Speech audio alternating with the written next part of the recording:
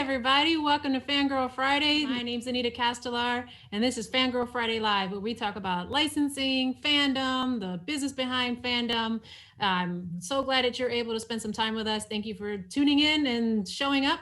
If you've been here before with us, you kind of know more or less the flow. But if you haven't been before with us, we're happy to have you, and hopefully you'll come back and enjoy another show for FanGirl Friday.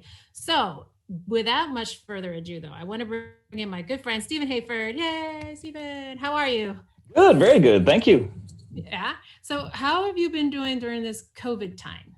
Wow, it has been insane. It's not been good. I'll say that for work, especially for rough. work, it's been devastating. Because a lot of the work that I do, my artwork is usually tied into conventions.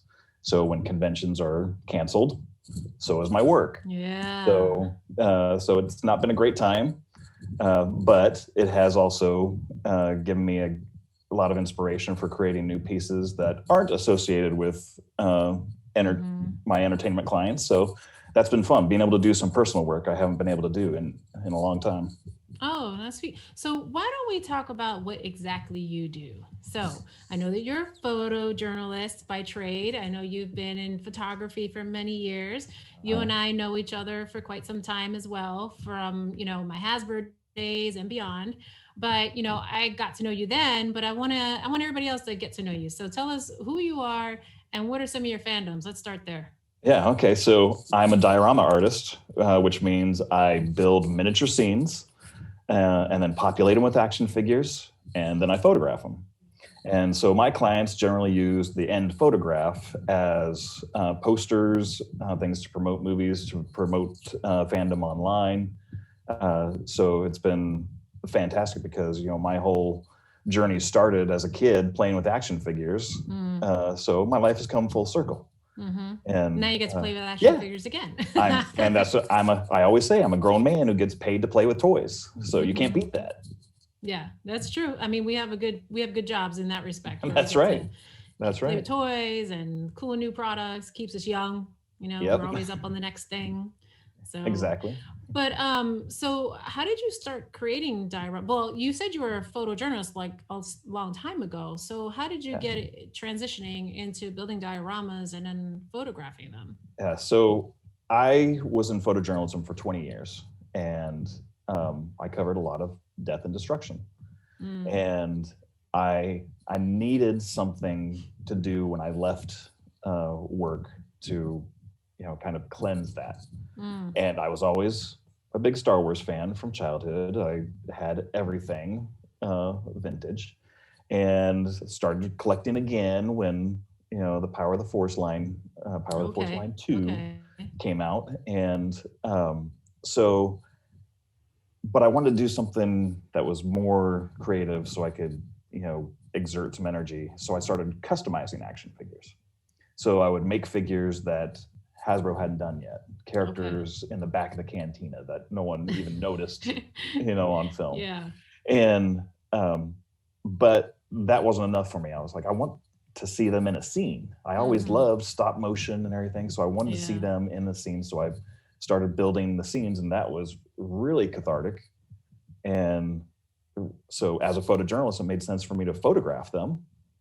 And I started photographing them and then putting them online through Rebel Scum. Yeah. And fans loved it. So that just kept me inspired to keep doing it. Right. And soon enough, it got attention from Lucasfilm, and it kind of snowballed from there. That's crazy. So were you always handy though, like to be building dioramas? And I mean, that's not something it's not a hobby I think I would just pick up. I'm not inclined that way. Right. And as a kid, I would build scenes and everything just out of junk around the house, and my imagination would fill in the gaps, but I had never sculpted. I had never, done cutting foam core board and stuff. I'd never done that stuff. I was just kind of winging it. And this was in the early days of the internet, 1995 and stuff, when you couldn't really find tutorials online. Right. And so I was just winging it. And, but there was a lot of intuition involved with it. And then email listservs. Remember those? and so there were like some fan groups, Yeah. hobby of customizing, that you could ask questions like, well, how do you secure these two pieces together and stuff. And it just kind of ballooned from there, and doing my own playing around with it. Here's one thing where my lives crossed over. I had a photo assignment for a newspaper I was working for to cover a dollhouse builders group. Okay. This was 1996. And I went to this group, and they were making these beautiful homes that had like a stucco appearance. Like, oh my gosh, that's Mos Eisley. Like, how do you do that? And so on a photo assignment, I learned from a 75-year-old woman how to build Mos Eisley, with using interior wall spackling as stucco. So wow. yeah, that was the beginning of it all. As soon as I discovered that, it just like completely snowballed. Wow. So you were basically, did you do model kits and such as a kid too? Never. Oh. And that was the thing. I never did model kits. Yeah. I would think that would be like a model building, and then you move into, other pieces and stuff. And it would make sense for that to be a logical transition, but no, the most I ever did was those multicolored modeling clay things that you pretty much make Mr. Bill out of, and that's it. Yeah. That was my experience. That's So cool. I really don't know how I adopted it so much. Yeah. Right. Well, you adopted quite a bit. Yeah. I think I think we could be showing some of your artwork pretty soon. But so to grow up, you were only a Star Wars fan, or what was some of your other like fandoms? Well, I was a fan of everything as a kid. Like before Star Wars, Godzilla was my world. Yeah. And especially there again, you should do a diorama of that. That would be fun. Yeah. My love of miniatures, I think, comes from my mom. She was huge into dollhouses and stuff, and she loved miniatures. And so when Godzilla came out, I knew those were miniatures, and I was like, how do they do that? Yeah. And so I was always fascinated by it. But then Star Wars hit the scene. I was 5 years old when I went to see it for the first time with Mom in '77. And I was just blown away. Yeah. I was huge into aliens and everything. So it had everything I wanted in one place. And then when the figures came out the next year, I was like, oh my gosh, this is my life. Right. Now. Right. And sure enough, it did. I used it for role playing, and I would play out these stories, and then I'd write them down. Right. So it was playing with Star Wars of your like career as well, with the writing and the the imagery and the perspectives and stuff. My visual storytelling started at 5 years old, 6 years old with the toys, and it always stuck with me. And then when I was in high school, I was becoming more idealistic, and I wanted to use that same visual storytelling that I was interested in a bigger way, and I discovered photojournalism. Okay. And then in photojournalism, I went back to the visual storytelling of my childhood for stress relief. And then they existed side by side for a long time. And then I decided to, leave journalism and go to dogs. We all working from home. This is live, folks. Don't ever anybody tell you it's not. Those are my security for the studio, but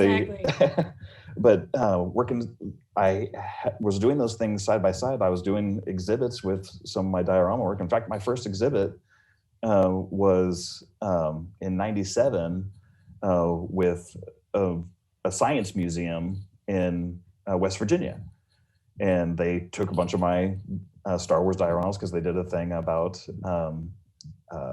space entertainment, and they used my dioramas in the exhibit.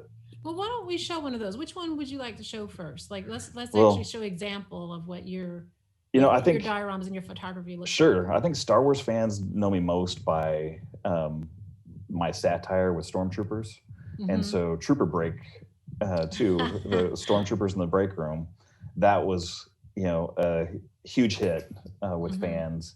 And that's what I think most Star Wars fans associate with me. That's pretty funny. Yeah. And it was, you know, it started with holiday photos. Because at first I was doing photos that I was trying to duplicate, you know, the imagery in the movies as close as possible. Because as a photojournalist, I know light. So I was, you know, trying to duplicate the light in the images on screen.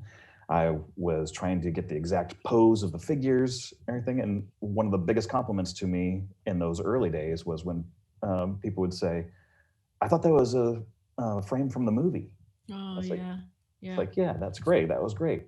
But then one year I decided to do a New Year's Eve photo. Yeah. And fans reacted to it because it was funny. And it's like, oh, that's hilarious. I want more of that.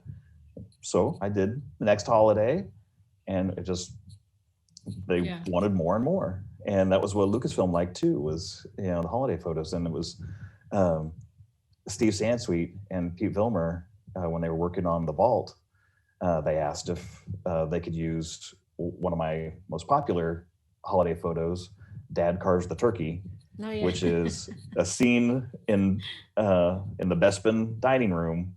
They're all together for Thanksgiving, and Vader's carving the turkey with a lightsaber. He has like Andy Warhol style. Yeah. And so that was what started my relationship with Lucasfilm. Got it. So they just reached out to you like on the internet somehow, or how did they find you? Well, it was, you know, everyone knows each other in Star Wars. Oh, yeah. So Steve Sansweet was friends with the owner of the Rebel Scum site, Philip Wise. And Philip had been, you know, working with me as I, you know, submitted photos to him to post on the site. And so we became connected that way. And, you know, through a fan site. Yeah. You know, it was interesting. I guess that was the like kind of the 90s equivalent of becoming a YouTube star. You know? Maybe, yep. Or you know, the fan version of like the LinkedIn, right? Right. Where I've got a friend who knows a friend who who 3 steps away from, you know, Lucasfilm basically. Right. So what other ones have you shared with us as well that you want to kind of highlight from that Star Wars era? You know, and with Star Wars, people became familiar with, you know, my satire. You know, they loved that. But there was a period where humor was banned when the new movies were coming out. So I had to focus on dramatic stuff. But I love doing dramatic stuff too. I mean, I was a photojournalist for 20 years. So when Hasbro asked me to do an image for Rogue One, I felt that was a great opportunity to do, you know, something really atmospheric and dramatic. And so being able to capitalize on the Jeddah scene and, you know, really pump some fog and everything in there to create, you know, dust in the atmosphere and everything. It was a lot of fun. And I love subtlety, you know, like you know. So is that the Chirton Bays one that you're talking about? That was the second one I did, but the first one I did was with Jen Urso. Oh, okay. Fighting the Stormtroopers. Okay. That was for Celebration Europe or Germany. Okay, right. I believe it was London. Yeah, that came right after Rogue One and Episode 7 and all that. So it was for that convention, and it was so much fun. And like, I love the little details, like, you know, she's beating down a stormtrooper with her baton, and, you know, there's just a little bit of sand that kicks up at the stormtrooper's foot. And it's like, those are little subtle details that I love putting in my work. And how do you do that? Like, how do you recreate that stuff? It's painstaking, and it's usually extremely messy. I love using air cans, you know, that you would dust off your keyboard with. Okay. I do a lot of stuff with fog machines and everything, but a lot of these things leave residues. And so some of sometimes dioramas are ruined, by Oh. my photos. I very rarely use pyrotechnics, but I've been known to use sparklers Okay. on occasion. That's neat. But I prefer to do like with a series of Rogue One and I think it was Force Awakens, had to have explosions. And instead of doing pyrotechnics, I actually sculpted an explosion appearance with insulation foam. Oh, wow. That you would spray into a wall. Yeah. And then molded it, and then cast it in a translucent orange resin, and then lit that from behind. And then put sparklers around it for sparks and stuff. So it's that's so creative. I mean, that's just incredible. Like, that's innovative. I would have never thought to, like insulation foam and sparklers and, I mean, I can understand the air from the cans, for your desks. So that makes sense, but the other stuff is truly innovative. Yeah. And insulation foam is one of my favorite tools. I will create treetops out of that, rock walls, everything. I love that stuff. Wow. So yeah, there's a lot of sculpting styrofoam. There's almost no material that I won't turn into a diorama. You even like recreate like the little newspapers and stuff, right? Yeah. Like I've seen that before. That's another one of my favorite things to do is to give little Easter eggs through the details. And especially for that Stormtrooper image that we talked about earlier, I had a newspaper that had actual Star Wars stories in it. Oh, wow. And how do you get it that small? Well, I design everything in Photoshop, and then I will scale it to whatever the figure size is. Because now I do a variety of sizes. I used to just do 3 3/4 inch, but now I do a variety of sizes, and scale it to the size of those figures, print it out. I'll rough up the paper to make it look authentic. But it's a lot of fun to put those little details in. In fact, I still have people come up to me at conventions and say, I bought your picture of the Stormtrooper break room in 2012, and I'm still finding new things in it. Oh, wow. Yeah. That's pretty neat. I love that. That's one of my favorite neat. things. The interaction with the fans is always really great, yeah. And they have such an appreciation for what people do, and bringing things to life. I mean, you've sold your prints online, but you also sell them mostly at conventions, right? Right. And I love that. That's one of the things I look so forward to when conventions come around. And I think it's because when I was in photojournalism, I always felt like I was doing something important. I was making people aware of an issue, or I was making them aware of what someone else was going through, and people would come to help that person because of it. And when I focused on my art full time, I wondered, it's entertainment. Right. Am I really helping anyone? But then I had lots of people who found different things in my images that they said they used to cope with different things. Oh, and wow. It was really interesting. And in fact, the print that you mentioned earlier with Baze and Chirrut, it's them arm in arm in Jeddah. Yeah. And a woman who came to my table and bought the print from me, she said it's really special to her because her and her husband had intended to see it together, but he had died of cancer.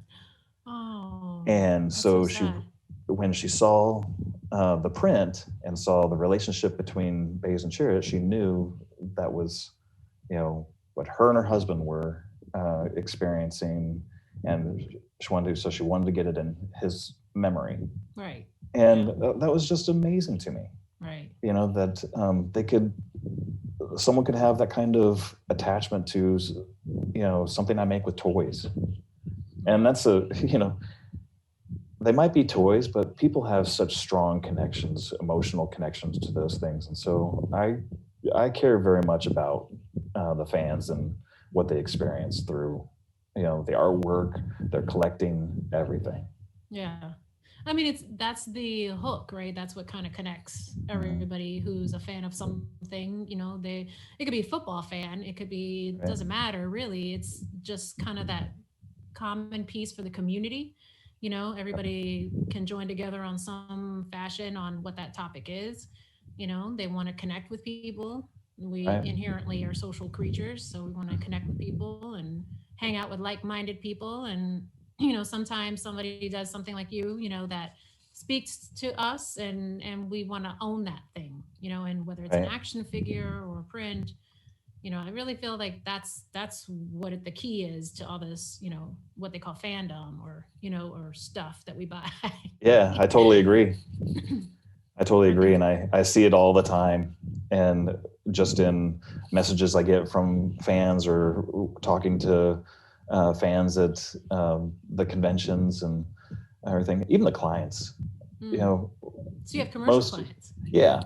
And most of the clients have emotional connections to what we do, so it's How so? great. And I love that bond. Well, think about most, especially with Star Wars, most people who are associated with licensees and everything, they're fans of the property themselves. They have, they grew up with it, or they grew up with, the second edition of them and everything. So everyone has these connections to it, and it's pretty amazing. Yeah, it really is. I think, I don't know if all fans always understand what it takes to create, something that gets put on a shelf somewhere, Right. or a print. You may see a poster, a print, or something, and I don't think people always quite understand the effort that goes into all of that, Right. And it's great, because that's why I like doing these live streams, because then we can kind of, lift the veil, so to speak, and, kind of show like what's the effort, who's the person, what's going on with these people. And then in the end result, they may not look at your print or your image the same way, or anything else that people are doing the same way. They might be like, oh, okay, this is what it really takes to get that done. Plus, sharing the business stuff is good too, right? It's You're right. good information. Exactly. Yeah. So what other things have you been working on since moving? You said you were working in more like non-Star Wars, non-licensed projects. What are some of those things? Well, that was, for so many years, I let Star Wars dominate my work.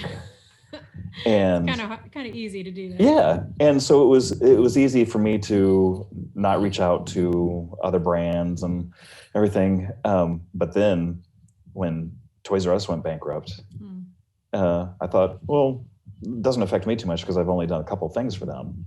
However, they owed every one of my Star Wars clients a lot of money. And so the first thing to get cut is marketing budgets. Yeah. So I realized, oh my gosh, I was too reliant on Star Wars.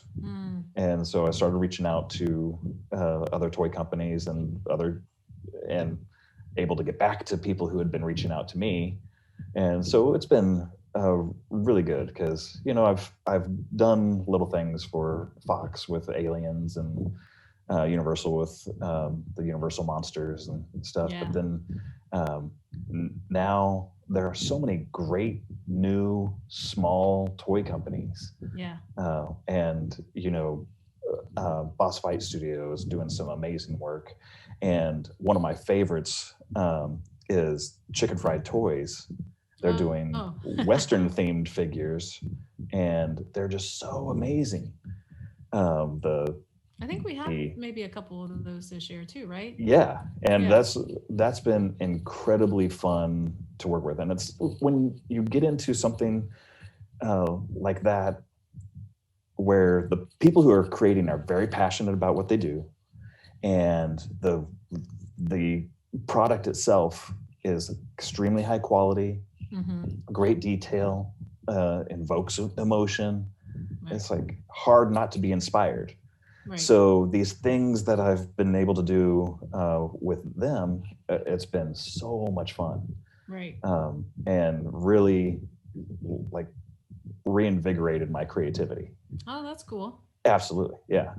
And of course, I also do my own personal work for exhibits, which I do throughout the year, off and on. Where are you exhibiting? Right now, the Sidney and Byrne Davis Art Center in Fort Myers. I have a piece in the Dark Art October show. Oh, wow. And actually, you might have that piece. It's kind of combines what we're going through with in 2020 with COVID. And the idea was to show like some of the scariest monsters you think of associated with movies, vampires and Cthulhu and stuff under attack we don't by need a COVID. movie for that. Yeah, yeah. So I have them under attack by coronavirus. Oh, wow. in a forest. That's pretty fun. And the title of the print is "What Are They Afraid Of?" So that was a ton of fun to do, and gave me an opportunity to play with some other companies' pieces. Like Boss Fight Studio does great work with giving their collectors options to mix and match and make their own characters. So it was so much fun to play with that stuff and use it for my personal work. So there's a lot of stuff like that. Now I find myself doing a lot of COVID themed, 2020 themed, it's there's the processing, right? The mental processing and survival skills. Yes. And those pieces are going to be exhibited and they'll be part of a book. Oh, wow. Yeah. Who, I mean, are you allowed to reveal any details around that? Or well, right now, the project is for the university, and who will be published with. Exclusive announcements. You didn't tell me this, Steve. I would have been more prepared. So after that, the publishing is not solidified. Okay. But it will be in a book. Yes. All right, we'll have to have you back on like later to talk about that too. Yeah, that'll be great. Yeah, that'll be a lot of fun. So you have been doing some cowboy themed stuff, COVID related stuff. Any other like projects or, I mean, I know you're exhibiting as well. So, I mean, it's kind of hard though that it'd be exhibiting, right? Because things are kind of shut down Well, this is the thing. What I didn't mention was the reason why I left photojournalism to focus on my art full time was I had a major heart surgery, 14 years ago, and 14 years ago next month. Wow. And there are still issues with my heart that make me, a prime candidate to have problems if I contract COVID. Oh, okay. So I'm in these exhibits. I received an art grant to be able to create larger prints for the exhibits, and I can't go to them. So it's frustrating and disappointing that maybe they can set up a Zoom laptop, like and you could just appear there. What's like in Wall-E, right, where they have like the screens and they just follow people around. Right, that would be good. They can do that. Yeah, because that was I had a COVID hit when I was in the middle of a solo show at a gallery. It was my first solo show in 2 years. Wow. And the show was 2 weeks because it was cut short by 2 weeks because everyone had to shut down. Right. That was so disappointing, because I was getting such a great response to these pieces and thing. But and there was some really fun stuff that I parodied in there, like Friday the 13th and Stranger Things and stuff, and it was fun. It was a shame that maybe we can bring our minds together, right? And I'm sure somebody's out there watching that might have an idea on how to do at least a virtual exhibit, right? Or some kind of fan convention where there could be some, artist alley type of exhibition or something Right. like that. I mean, we got to put our heads together, right? Yeah, And get that that's artwork right. so that somebody can be seen. We'll get on that. Yeah, Yeah. we'll get on that. So what are some next projects for you? You said you're working on something and then you have the book. Is there anything else that you're working on? There's a couple things that I can't talk about. Okay. That's our world. Yeah, our it world is. is secrecy. So there is something coming up, but I am not allowed to mention it. It's probably not until December. Okay. That's but pretty cool. but yeah, that's how and that's why I've been able to, be successful in playing with toys for, entertainment companies, because, I think it's because coming from journalism, I always respected copyright, always respected, silence. Right. So they've always appreciated that they can trust when I sign an NDA, they're not going to see anything released. You got to build that credibility with the studios or the toy companies or whoever you're working with, and if they know that you can't, abide by the confidentiality rules, then they're not going to come back to you. Right. And that's going to affect, how you do business and your livelihood and everything like that. So that's really, you're right. I mean, in the world that we exist in, you have to show that you can be trustworthy. Exactly. Mm-hmm. Exactly. Yeah. And that's, unfortunately, I've had that experience where there are fans who do work similar to mine, inspired by mine, and companies want to use it. And then those same fans talk about what they've done and violate NDAs. Such a no-no. And then they wonder why they don't get invited back to the next party. Exactly. So what, if you had a wish list of brands, like what would you want to work on? Oh my gosh. There are companies that I've always loved, companies or brands. Either one. Specific, because I love stuff that Super 7's doing. Oh, that's great. Yeah, I love Boss Fight Studio. NECA is absolutely amazing. And I have friends at these places, but we've never been able to work together. Yeah. For whatever reasons, things don't always align at the right time. And so I would love to work with any of the properties that they're working with. Well, Super 7, Boss Fight, if you guys are watching. We got a guy for you. Yeah, because especially you look at the detail that NECA puts into everything they produce. Right. And their Godzilla. Yeah. Think about how amazing their Godzilla stuff is, and Alien and Predator. I love to work on those things that I associate with my personal fandom from childhood to now. But I also love the new stuff that's not attached to anything. Chicken Fried Toys is a perfect example. It's so unusual to see, products that aren't associated with, some like license. Big IPs or something like that. Mm-hmm. Right. Are there any other like up and coming independent guys that you really have been watching or that you like? Unfortunately, I miss out on so much because of keeping my head down in my work.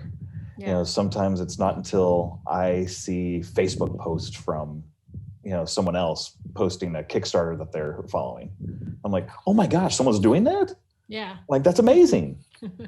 That's great. Like, and so, I need to start a running list of companies that I'm admiring, starting up. I'll have to spam you if I Yes. find anybody. If I find something interesting, I'll have to spam you and keep you up to speed. Please do, because it really sucks being out of the loop. Yeah, it is. I mean, we all get FOMO. Exactly. Yeah. So, as we said before we got on the air, these things go quickly. So we're coming almost to the end, which I can't believe already. And I want to know how people, well, I wanted you to share how people can find you, because if we're going to spam you with new ideas, how are we supposed to get in touch with you? Oh, that is such a difficult question to answer because you'd think it'd be easy. You'd think it'd be like go to my websites. My websites are so outdated, and because I've been so lucky to have word of mouth and everything, I haven't, bothered Is there a to update communication them. button on there? It says like contact me. Yes, email info@stephenhayford.com. Okay. It's so easy to contact me that way. However, now I've had that email for 15, 20 years, and now there are all these softwares that push it to your junk because it has info in it. Oh, okay. Yeah. Okay. But info@stephenhayford.com. Yeah. You have a Facebook page too, I right? do have a Facebook page and an Instagram page, but don't look at when the That's last posts were. Doesn't matter. They can get in touch with you there, right? Yes, absolutely. And I like to consider myself responsive, but sometimes I get bogged down in what I'm doing. That's the other thing clients like about my journalism experience is my ability to deliver on deadline. Yeah, and it's important. quickly. So sometimes I get taken advantage of for that skill. But yeah, those are Stephen Hayford Plastics on Instagram and Facebook. Those are the best ways to reach me and see my work. I think we actually have a question or a comment. Yes, we do.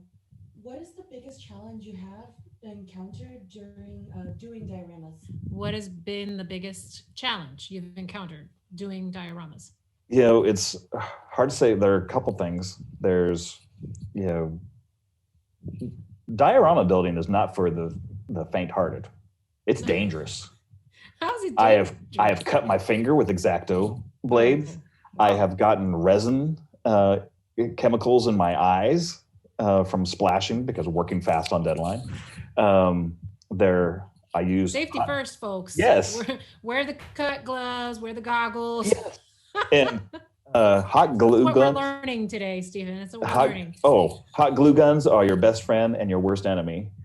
But hot knives for carving foam, those are things. But most of the challenges lie in size and space. So I have made some of the images I've done for Hasbro. The dioramas were 10 feet by 10 feet. Wow. For 3 figures in the scene. Yeah. Wow. So it's the scale can be extremely challenging, and of course the element of danger.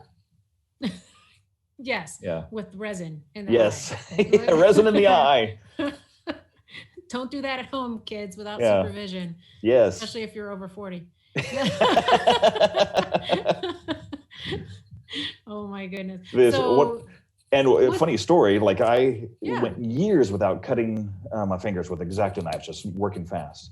The first time I cut my finger and needed stitches, had to go to the hospital, was because after working on a project for Lucasfilm, I felt I had to help my daughter with her school project. And it was like 1 or 2 in the morning and I was sleep deprived and I just sliced the tip of my finger off.